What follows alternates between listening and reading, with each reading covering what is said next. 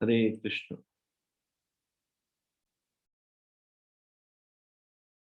हम लोग श्रील जगदानंद पंडित द्वारा विरचित ग्रंथ श्री प्रेम विवर्त से चर्चा कर रहे हैं। हम इसके 19वें अध्याय से चर्चा कर रहे हैं, जिसका शीर्षक है नाम रहस्य पठन। अर्थात पवित्र भगवान नाम के गूढ़ रहस्यों का संग्रह।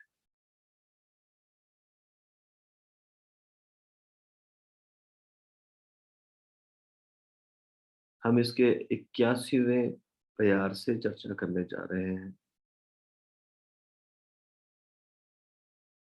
इसका शीर्षक है नामे अर्थवाद। पवित्र भगवान नाम में अर्थवाद का आरोप।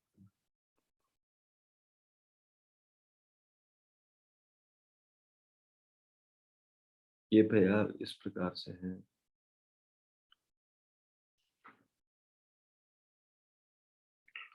रोचनार्था फल श्रुति कर्म मार्गे सत्य भक्ति मार्गे नाम फल सर्वकाले नित्य।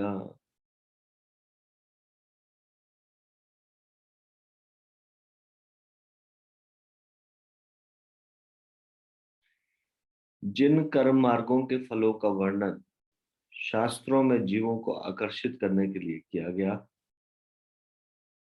सत्य है, इनके फल क्षणिक है,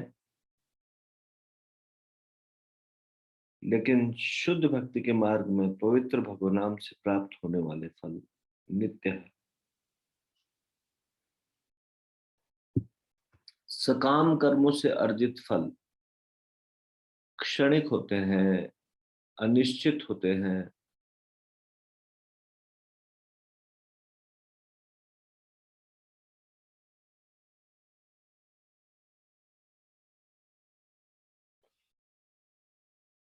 परंतु भक्ति के क्षेत्र में यदि कोई हरिनाम का जप करता है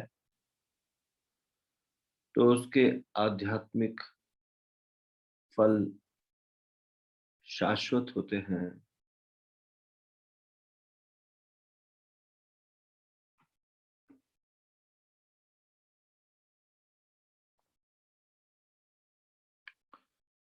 तो वेदों में कर्मकांड की स्तुति भी की गई है। वेदों में कर्मकांड के विषय में भी बताया गया है। ये कर्मकांड उन लोगों के लिए जो बहुत संसार की इच्छा, भौतिक इच्छाओं की पूर्ति चाहते हैं,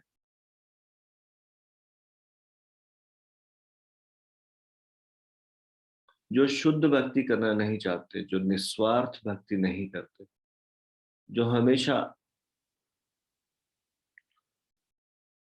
खुद के लाभ के बारे में सोचते रहते हैं, तो उनके लिए एक इस प्रकार से ये अनुमति दी गई है कि वो अपनी इच्छाओं को पूरी करें, लेकिन शास्त्रों के निर्देशों के अनुसार भगवान के रिप्रेजेंटेटिव देवताओं को अलग अलग डिपार्टमेंट्स दिए गए हैं यूनिवर्सल गवर्नमेंट में। भगवान के द्वारा जो ये सृष्टि चलाई जा रही है, इसमें अलग अलग विभागों के अध्यक्ष है देवता इत्यादि।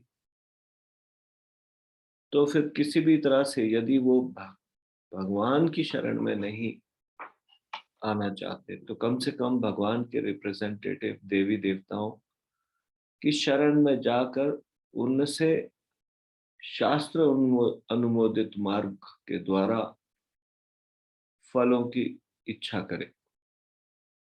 ये मार्ग बताया गया है। ये कर्म कांड। कर्म कांड में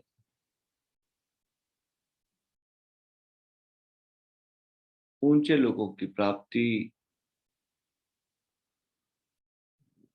धन की प्राप्ति, पुत्र की प्राप्ति,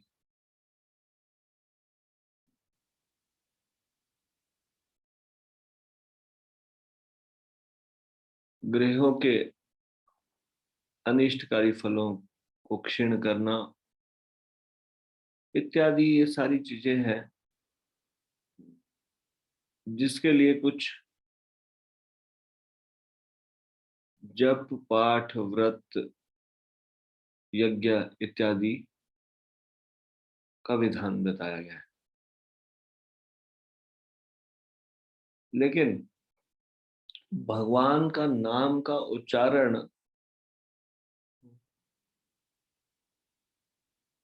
भक्त भी करते हैं और कर्म कांड की पद्धति में भी भगवान का नाम आता है, वो भी भगवान का नाम लेते हैं। लेकिन बहुत अंतर है। अंतर ये है, भक्त पूरी तरह से समर्पित है भगवान के ऊपर। जाहे विधि राखे राम ताहि विधि रहिए। जैसे भगवान रखेंगे, एक भक्त उसमें संतुष्ट है, प्रसन्नता के साथ रहता है।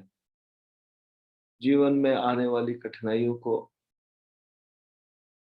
जानता है कि उसके पूर्व कर्म से आ रहे हैं, पूर्व कर्मों के कारण उसके जीवन में कष्ट आते हैं, तो उसको धैर्य पूर्वक सहन करता है और उसका लक्ष्य इस संसार के कोई लाभ प्राप्त ना करके केवल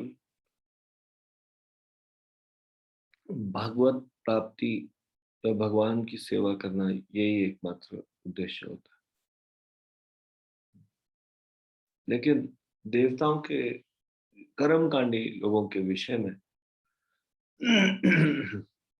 वे भगवान का नाम भी ले रहे हैं तो भी केवल अपनी इच्छा की पूर्ति करने के लिए। ऐसे लोग भगवान की भक्ति ज्यादा नहीं कर पाते, आगे भक्ति में आगे नहीं बढ़ पाते। इसलिए क्योंकि कार्य की पूर्ति हो गई, तो फिर व्रत यज्ञ जप सब समाप्त। जैसे कई बार कुछ पंडित लोग बोलते हैं, किसी ग्रह के निवारण के लिए 16 वीरवार के व्रत कर कीजिए। तो फिर कुछ लोग गिन के 16 वीरवार के व्रत करते हैं, इसलिए क्योंकि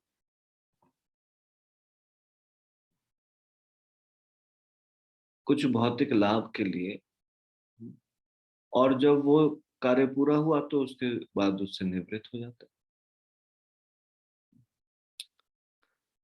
तो जो भी हम भगवान का नाम ले रहे हैं और उससे भौतिक इच्छा के लिए ले रहे हैं, तो भौतिक इच्छा भगवान पूरी कर भी देते हैं, कर भी सकते हैं, यदि वो भगवान उसको ठीक समझे।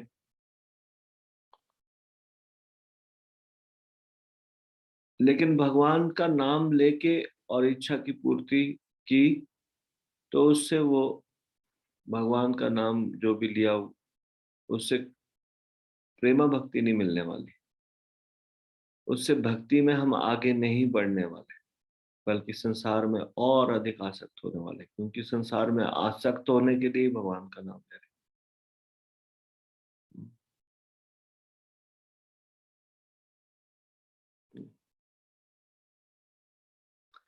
जैसे कोई भी 9th क्लास में बुक्स पढ़ता है, तो 10th होने के बाद उन किताबों को छूता भी है दोबारा नहीं ना।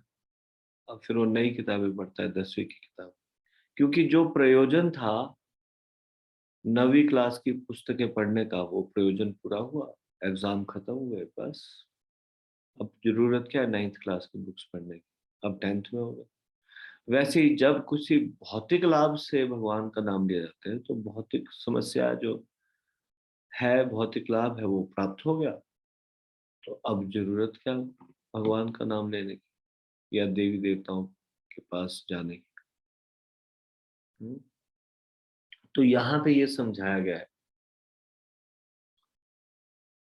कि जो सकाम कर्म हम करते हैं, उसका फल भी मिलेगा तो वो भी क्षणिक मिलेगा। इस संसार की कोई चीज भी प्राप्त होगी तो भी क्षणिक होगी। इस संसार में सब कुछ अनिश्चित है, क्षण भंगुर है। इसलिए भगवान का नाम लेके संसार को मांगना, ये बहुत बड़ी मूर्खता है।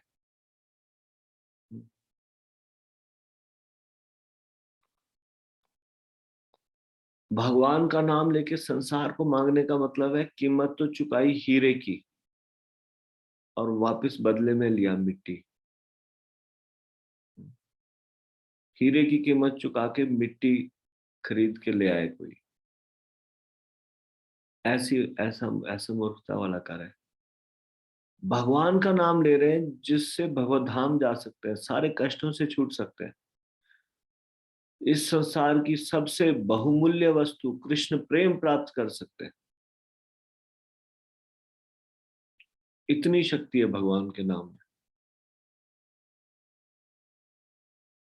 सदा के लिए सारी समस्याओं का अंत हो सकता है। इस सारी समस्याओं का कारण है संसार में बार बार जन्म लेना। जन्म लेंगे तो समस्या आएगी आएगी, तो इन सारी समस्याओं से छूट सकते हैं। लेकिन बड़े आश्चर्य की बात है, भगवान का नाम ले रहे हैं समस्याओं को आमंत्रित करने के लिए, इस संसार में और अधिक भवपाश में बंधने के लिए। हम्म, अभी कष्टों से ज्यादा उतना संतुष्टि नहीं हुई, और कष्ट चाहिए, इसलिए हे भगवान और अधिक धन दो, पुत्र दो, ये संसार की वस्तुएं दो, जिससे और ज्यादा कष्ट मिले। जो समझदार व्यक्ति है वो ये समझ आता है कि भगवान से कोई भी संसारिक वस्तु नहीं मांगती। पिछले जन्मों के कर्मों के अनुसार सुख और दुख मिलते रहेंगे। ऋतुओं की तरह गर्मी जैसे परमानेंट नहीं रहती, सर्दी भी परमानेंट नहीं रहती, वैसे इस संसार के सुख और दुख और यहाँ की सुविधाएं ये भी परमानेंट नहीं रहती, यहाँ की असुविधाएं भी परमानेंट नहीं रहती। इसलिए इतना बहुमूल्य है भगवान का नाम क्यों खर्च करें इस संसार की समस्याओं को सुलझाने के लिए। भगवान का नाम क्यों ले संसार को मांगने के लिए। तो जो भगवान की भक्ति करता है, भगवान का नाम लेता है भगवान की प्रसन्नता के लिए,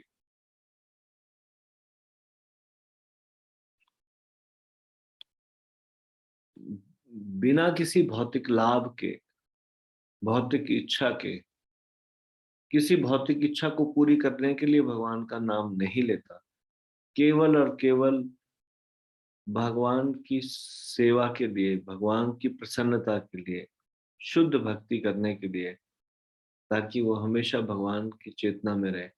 इस प्रकार से इस प्रयोजन के लिए यदि कोई भगवान का नाम लेता है तो वो व्यक्ति विपुल आध्यात्मिक फलों से सुशोभित होता है, और ये आध्यात्मिक फल शाश्वत हैं, और इस प्रकार से वो भगवान के प्रेम को आकर्षित कर पाता है, भगवत प्रेम प्राप्त कर पाता है, भगवान की कृपा को आकर्षित करता है और भगवान का प्रिय बन जाता है।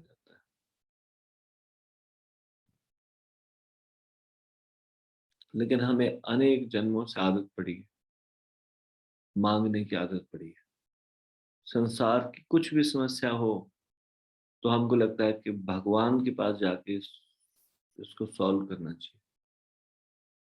जो बुद्धिमान व्यक्ति है वो इस संसार की समस्याओं को, छोटी छोटी समस्याओं को इस प्रकार से सॉल्व नहीं करता।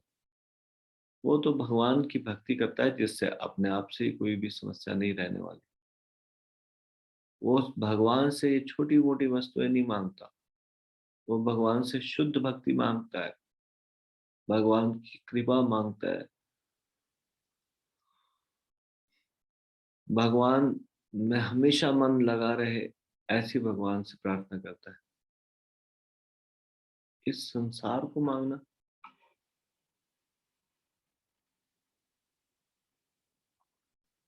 भगवान के पास जाके संसार को मांगना कितनी बड़ी मूर्खता है।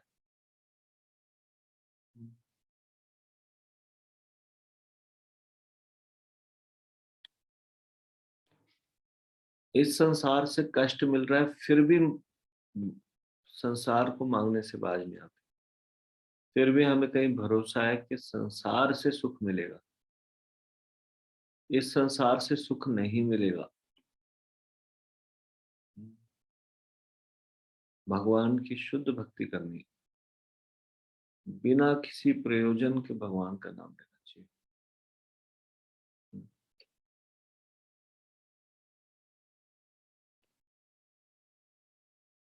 तो भगवान का नाम केवल भगवान की प्रसन्नता के लिए लेना चाहिए। भगवान का नाम शुद्ध भक्ति, बिना किसी भौतिक इच्छाओं के लेना चाहिए। तब हम भक्ति में आगे बढ़ पाएंगे और वास्तविक जो लाभ है भक्ति का, कृष्ण प्रेम, से प्राप्त कर पाएंगे। इसको मैं यहीं पे विराम देता हूँ। श्री प्रेम विवर्त ग्रंथ की जय, शिल जगदानंद पंडित की जय, शिल प्रभुपाद की जय, निताई गौर प्रेमानंदे।